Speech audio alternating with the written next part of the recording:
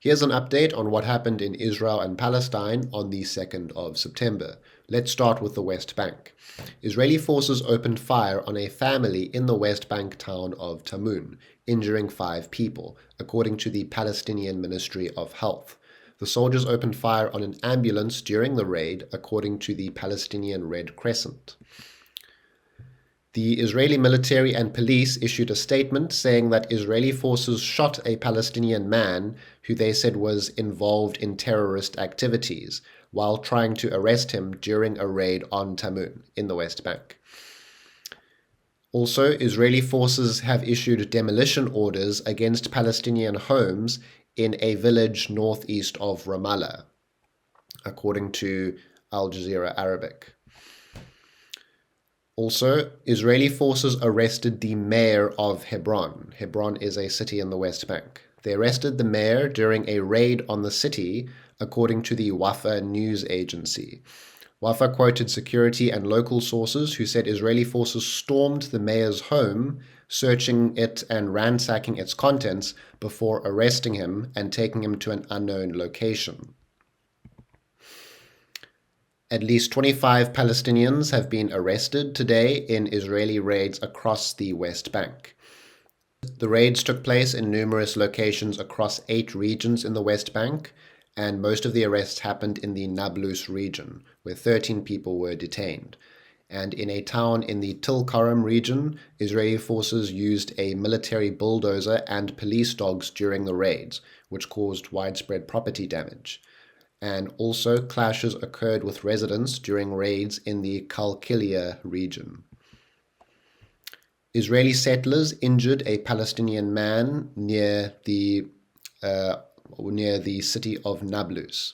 A Palestinian man has been transferred to a hospital after being injured during an attack by Israeli settlers on the town of Deir Sharaf, west of Nablus, according to the Wafa news agency. In another attack, a group of Israeli settlers stormed the village of Kisan, which is near Bethlehem, throwing stones at Palestinian homes. And in another incident, Israeli settlers stormed the Al-Aqsa Mosque compound in East Jerusalem, and they were protected by the Israeli police, according to Wafa. Additionally, Israeli authorities have announced that they are seizing 0.45 square kilometers of land belonging to the Palestinian villages of Jit, Farata, and Tal in the West Bank, according to the Wafa news agency. With this seizure, the total land seized under the state land designation since 2023 has risen to over 26 square kilometers, according to Wafa. Now let's turn to Gaza. Israel says that it killed 2 Hamas operatives in Gaza. It killed a Hamas commander and a deputy commander in its operations against Palestinian fighters in northern Gaza and central Gaza. The statement said that Abu Deif had planned and executed dozens of plots and ambushes against Israeli soldiers, and that he recruited for Hamas. They also claimed to have killed a commander of a Nukba Special Forces company in Hamas's military. The Israeli military and the Shin Bet security agency said that they killed a Hamas militant who held 3 Israelis hostage. The Mujahideen Brigades, which is a Palestinian armed group, they have claimed that they have targeted and hit a group of Israeli soldiers in an area south of Gaza City. In the statement, the fighters said that they achieved precise hits using mortar shells. This morning, Israeli attacks across the Gaza Strip killed 6 people trying to access aid, and also killed and wounded people in air attacks on homes in Gaza City and Deir al-Balah. At least 12 Palestinians were killed in an Israeli airstrike on a building in southern Gaza City, according to sources on the ground. And in another attack, 7 Palestinians were killed in an Israeli strike on a home in northwestern Gaza City. Another 5 people were killed by Israeli fire near an aid distribution point in the Morag corridor in southern Gaza. At least 2 Palestinians were killed in an Israeli airstrike on a tent sheltering displaced people west of Gaza City, according to a source at the city's Al-Shifa hospital. Other people were injured in the strike. Gaza's civil defense said that its crews have recovered 6 dead bodies and 4 injured people from the rubble of a house hit by Israeli forces near a school in eastern Gaza City. According to the Gaza Government Media Office, another journalist has been killed in Gaza by Israel. This brings the total number of media workers killed in the Gaza Strip since 2023 to 248.